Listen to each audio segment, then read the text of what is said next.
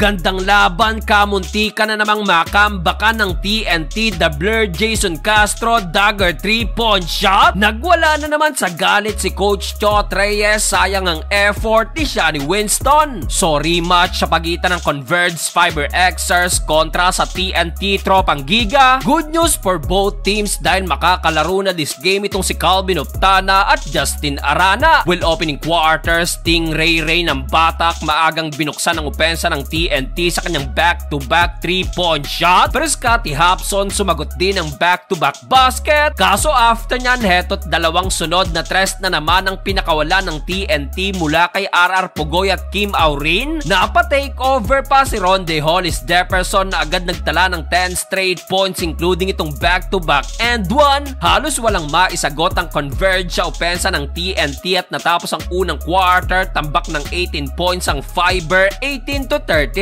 Second quarter, off the bench, Shani Winston agad nagparamdam sa kanyang in-transition layup na nasundan pa ng short stop ni Justin Arana. Kaso grabet na natiling mainit ang outside shooting ng TNT. Jason Castro, top of the key 3-point shot. Nasundan pa yan ng another 2 3-pointer mula sa rookie na si Payawa Latray ng Batak. Unstoppable si Stingray na so far meron ng 14-point shooting perfect sa 3-point lane, 3 of 3 beyond the arc. Hindi rin mapigilan ng mga mid-range jumper ni RHJ habang panaka-nakalang nagagawang puntos ng Converge. Natapos ang first half, still abante ng 19 points ang TNT, 58-39. Start of the third quarter, ang luwag ng depensa ni Scottie Hopson, dalawang beses na libre si RR Pugoy sa kanyang layup. Pero ayon sa report, playing hurt pala itong si Hopson dahil sa injury, pero no problem dahil dito nabuhayan na naman ang Fiber Xers sa kanilang 12-1 run. Pinangunahan niya ni Shani Winston at Jeyo Ambohot under 7-minute mark. Baba na lang sa 10 ang lamang, 63-53. Kaya dito halos magwala na naman sa galit si Coach Chot Reyes na tinawagan agad ng technical foul. Halos ibang kuna dito si Justin Arana sa ganda ng nilalaro ni Ambohot na so far meron ng 12 points. Pero down the stretch, to the rescue ng 5 straight points itong si Calvin Oftana. Yun nga lang at nanatiling mainit si Shani Winston na binaba na naman ang lamang ng TNT sa 11 points, 78-67, end of third period. Fourth and final quarter, Justin Arana binaba na ang lamang ng TNT sa single digit. After nyan, friendly fire ang nangyari na apaka ni RR Pugoy ang ulo ni Calvin Oftana. Justin Arana naman natapilok na naman. Kaya dito, despite na may ni-indap, pinilit ni Hopson na makatulong sa opensa ng Converge. At sa tres na to ni Alex Stockton under 5-minute mark, baba na sa 6 lamang ng TNT, 91-85. Nagtuloy-tuloy pa ang ranayan Shani Winston to Arana na nasundan pa ng another layup ni Winston, 93-91. Dalawa na lang sana ang hinahabol ng Converge pero under a minute mark, the Blur, Jason Castro kumana ng pamatay sunog, top of the key 3-point shot, 96-91. Nasundan pa yan ng putback ni Oftana at sa huli panalo pa rin ang TNT. Sayang ang effort ni Shani Winston.